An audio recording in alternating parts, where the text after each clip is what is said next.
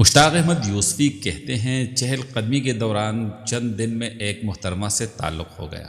اس نے پوچھا آپ کیا کرتے ہیں؟ میں نے کہا کتابیں لکھتا ہوں۔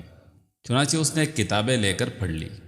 اگلے ہفتے میں نے پوچھا کتاب کیسی لگی؟ بولی شکل سے تو آپ اتنے لچھے نہیں لگتے۔